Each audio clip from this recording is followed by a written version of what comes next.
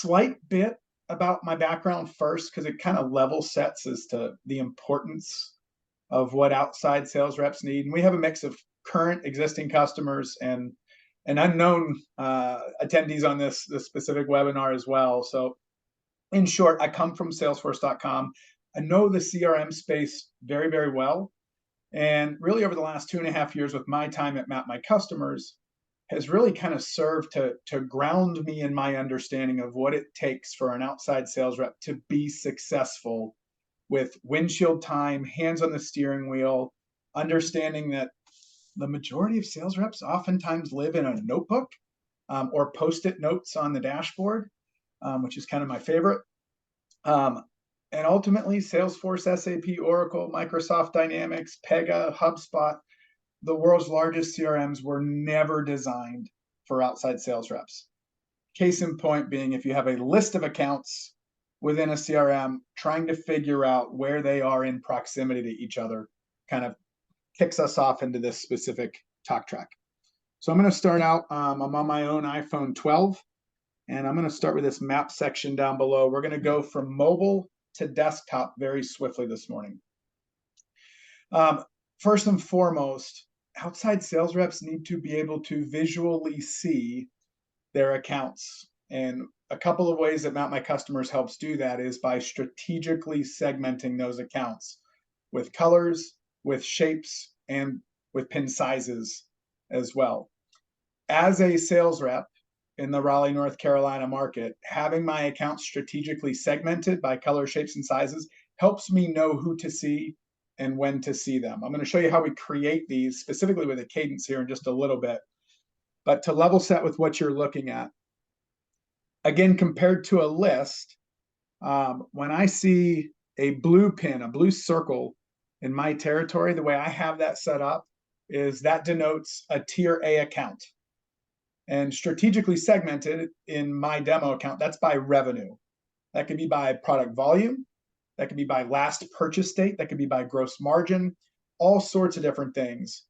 But a blue circle in Raleigh, North Carolina can mean the same thing as a blue circle in Dallas, Texas. So when a VP of sales or a director of sales is looking at their specific territory managers, they know how many tier A accounts are within that specific territory. Oftentimes, with not only with our customer base, but with the companies that we speak with regularly, you may have a gateway product that your sales reps get their foot in the door by selling first into those accounts. That's kind of my summary of the lime green squares on the map. It's an existing new customer, but man, do I have an opportunity to upsell additional product lines and grow that revenue within that account base. All of the black squares on my map, these are great prospect accounts. They're great target accounts that I have yet to meet with. So any of the sales leaders on the call, you have the opportunity to help lead the horse to water and incentivize them to go after these prospect accounts, and then ultimately measure and track, are they penetrating these accounts? Are they driving new business? We see regularly, and maybe Justin and Kim add to this at some point, we see regularly commission structures and incentives for reps to go and acquire new business, because they're, even in my demo account here, you've got prospect accounts right next to some of my top accounts. Are we leveraging that in my talk track as we go in and penetrate these accounts? Which leads me to my final point from a mobile perspective. You'll see blue flags on the map. Same color blue as my tier A accounts, because these flags are still my tier A accounts. What I've done is I've set up and we've established a level of importance for these stronghold accounts. I need to protect these tier A accounts by continually seeing them on a specific cadence or frequency. So the way I set up this demo account is my tier A circle accounts, they automatically turn to a flag if I have not had a face-to-face meeting with that account in the last 30 business days. So the simple mantra for the rep is no flags on the map, because I definitely don't want my director of sales or VP of sales seeing flags on the map, because it's saying that JT has not specifically built and nurtured that relationship with that account within the last 30 business days. With that, let's go in and how do we set this up on the desktop version? So I'm going to stop sharing there. And I'm going to start sharing the desktop version. Map My Customers teams, are you seeing my screen? All right. So this is the exact replica from my mobile device that I was just sharing to the desktop version now. So what I want to do, you're seeing these tier A flags. These are all over cadence. I have not seen those specifically within the last 30 days. What I want to do in this example is, am I attacking my prospect accounts well? Am I actually going and visiting and trying to drive new business? So if you remember, all of my black pins on the map, those are my prospect accounts. So I'm going to do a quick filter by company type, and I'm going to do it by color because I've set all of my prospect accounts to be black pins.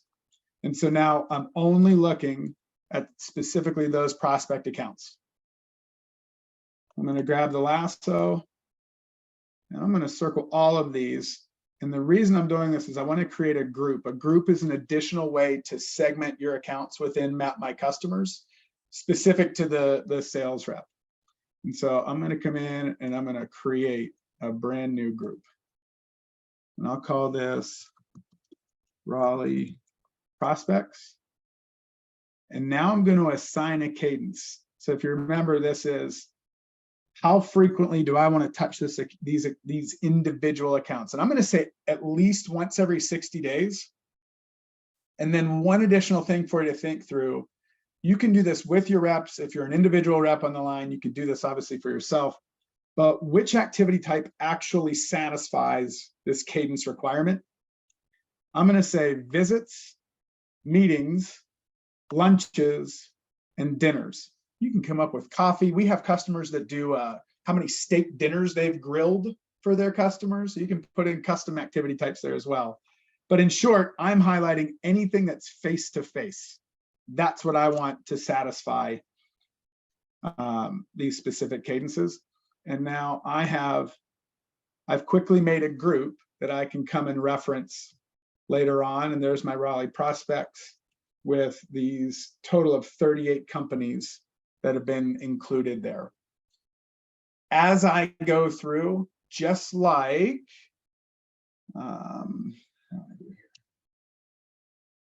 you'll now see that I already have pins that are over cadence. The black flags that have populated, it's been longer than 60 days since I've seen those prospect accounts. And it gives me a great way to say, I'm going to see these prospect accounts right now. And I could start creating a route and attacking those accounts. Anything to add, Mary, Kim, Justin?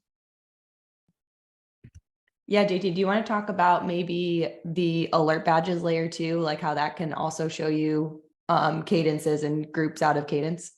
You can that's a toggle switch that we can put on and off. And let me do that after Justin and Kim weigh in with any user stories there. No, this is great. Yeah, I think what you're speaking to, JT, really speaks to the importance of sort of qualifying and tiering your customer accounts. And so here, we have that, and that can be done manually. I would say something for consideration is just even sort of automating some of this stuff based off of additional data that's stored on accounts too. And that's something that our customer success team, for those who don't know me, I'm Justin Blue. I oversee customer success about my customers. We can help the teams do and be able to set up so that way based off of your data, we can even sort of automate this a step further beyond doing this manually. But if you don't have that yet, or you're not ready to take the plunge in terms of automating some of that stuff, doing these groups with the lasso here is perfect. And any rep can do this for themselves to be able to better target and manage their accounts. Do you want to highlight maybe the Jasper scenario at all, or do you want me to handle that? How do you guys want to do that? Sure, yeah, I can speak to that. So one customer that we work with, Jasper Engines and Transitions, has a national sales team. They've actually gone through the effort of setting up their accounts where they are seeing, the sales reps are supposed to see the accounts on a different frequency basis. So some accounts are supposed to be seen monthly, some bi-monthly, and then some once a quarter. So those break down into 12 visits a year, 6 for the bi-monthly, and then 4 for the quarterly. And every account is marked with a different frequency. So that's actually a field that lives on the company and not my customers. And this actually speaks to what I was talking around the automation. We've actually set it up so that these groups are set up automatically. And then there's a specific day interval, which all the frequency 12 customers are supposed to be met with. And then you see those cadences on the map. And then really frequency 6, you see that as well, based off of the intervals of visiting them every other month. And then the frequency 4 is 2. And so from that, the sales rep, when they go through and sort of plan out their routes and visits for the week, will actually use the pins over cadence filter within the MMC mobile app to easily see which accounts have I not visited. And that's really just how they prioritize that. So the work of setting up some of that detail in MMC really helps drive the effectiveness of the sales rep in order to make sure that they're visiting everyone on time, building relationships with all the customers, and giving each account the attention that it deserves. I always really appreciate Joe from Jasper, Joe McDonald, their VP of Sales, because he's got such great processes. And the reason they've implemented those processes is because the Jasper reps specifically, they've got a huge number of individual accounts in a large territory patch that they're responsible for driving and nurturing and educating relationships with. So without that process, their reps would never be able to see the volume of 12 to 15 good calls a day, 12 to 15 good stops a day, without setting up these processes for their outside sales reps.